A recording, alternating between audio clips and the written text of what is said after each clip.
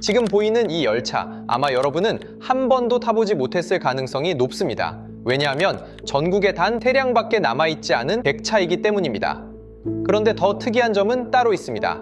1호차와 6호차에는 정체불명의 공간이 존재하는데요. 객실 안에는 창고라고 적힌 공간이 있고 일부 객차는 밖으로 나갈 수 없다는 안내문까지 붙어 있습니다.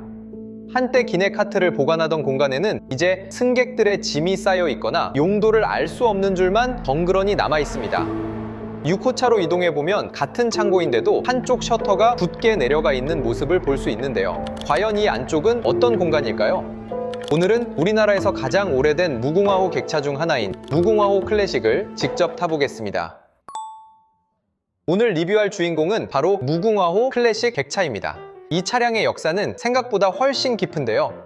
현재 운행 중인 클래식 객차들은 1994년부터 96년 사이 현대전공과 한진중공업에서 제작된 장대형 객차들인데요. 지금 기준으로는 꽤 생소하게 느껴지는 제작사 이름들이죠. 그런데 이 객차, 우리가 생각하는 것보다 훨씬 더 희귀합니다. 현재 전국에 남아있는 클래식 객차는 단 6량뿐이고요.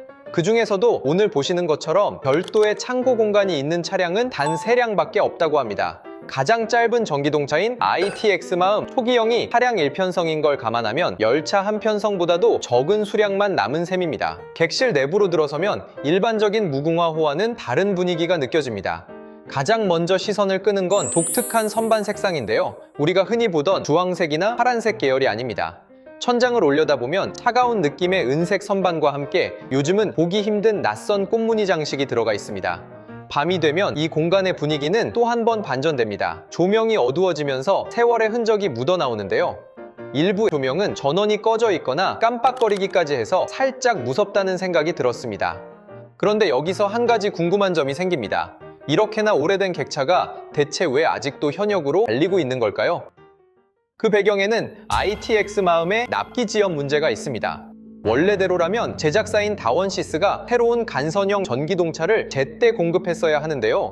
문제는 탕황이글이 녹록치 않았다는 겁니다. 2026년 기준 코레일은 ITX 마음의 1차부터 3차 계약 물량인 총 330량 전체에 대해 계약 해지 절차를 밟게 됩니다.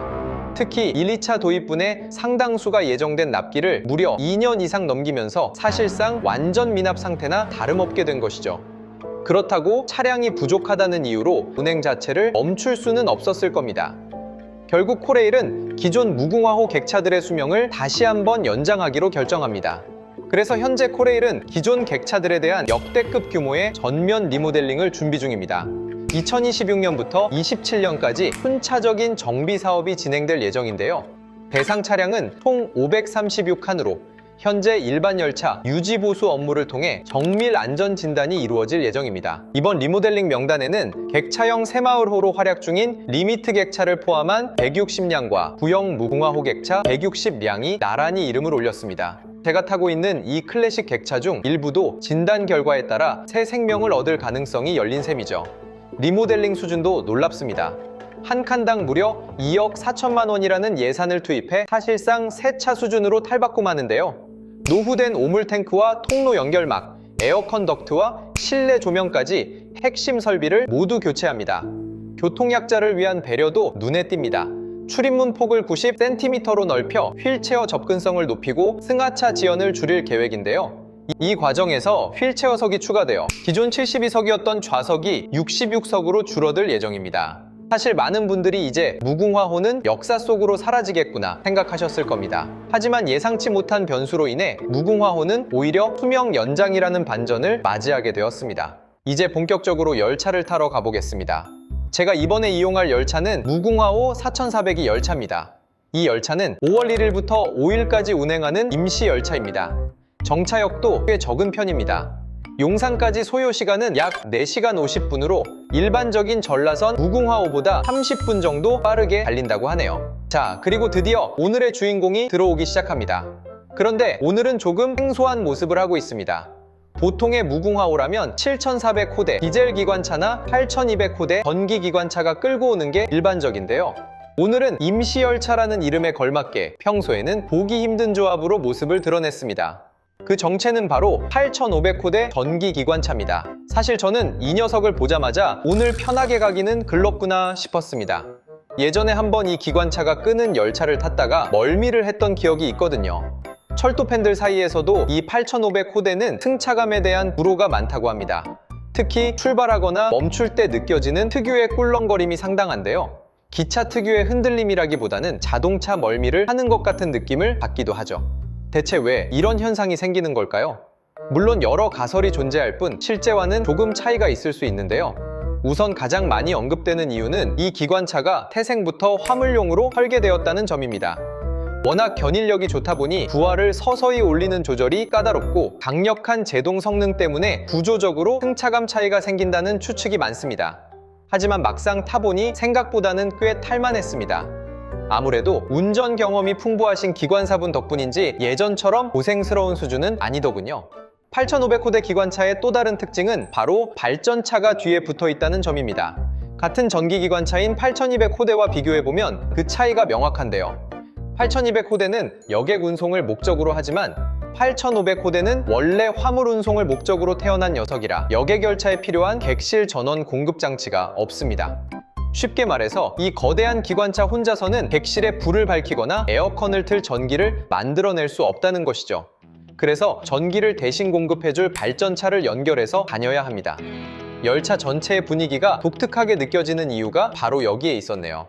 열차는 익산역을 뒤로하고 북쪽을 향해 올라갑니다. 이번 4400이 열차의 정차역은 익산, 논산, 서대전, 조치원을 거쳐 천안, 평택, 수원, 영등포, 그리고 종착역인 용산까지 운행합니다. 임시열차인 만큼 정차역이 적은 편입니다.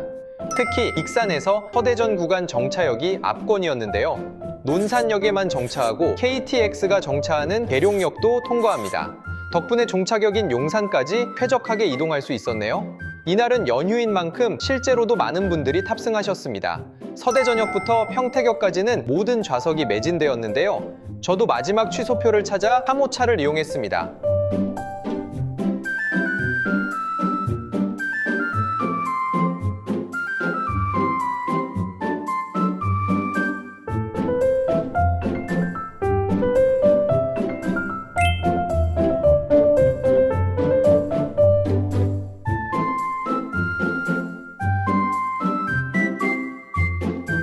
천안까지 꽉 차 있던 객실은 평택역을 지나면서부터 조금씩 빈자리가 생기기 시작했는데요. 저는 이 틈을 타 클래식 객차로 이동했습니다.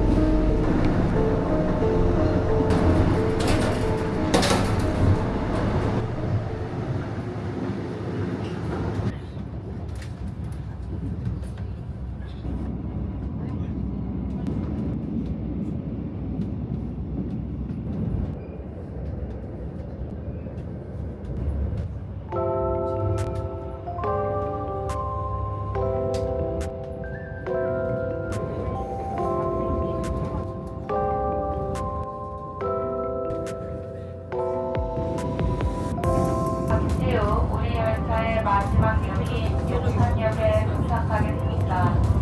용산역 내리실 문은 오른쪽입니다.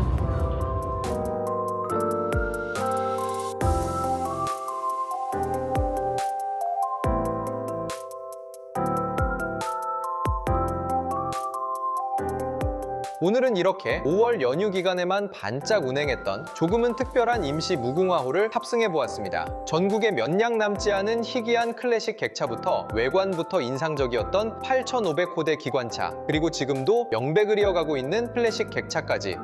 이번 여정은 우리나라 철도의 과거와 현재를 가로지르는 시간 여행에 더 가까웠던 것 같습니다. 어쩌면 곧 선로 위에서 사라질지 모르지만 반대로 우리의 예상보다 조금 더 오래 곁을 지켜줄 수도 있는 열차. 부디 폐차되는 그날까지 큰 사고 없이 안전하게 잘 달려주었으면 하는 바람입니다. 오늘 여러분은 세월을 품고 달리는 이 무궁화호를 보며 어떤 생각을 하셨나요? 오늘 영상은 여기까지입니다. 시청해주셔서 감사합니다.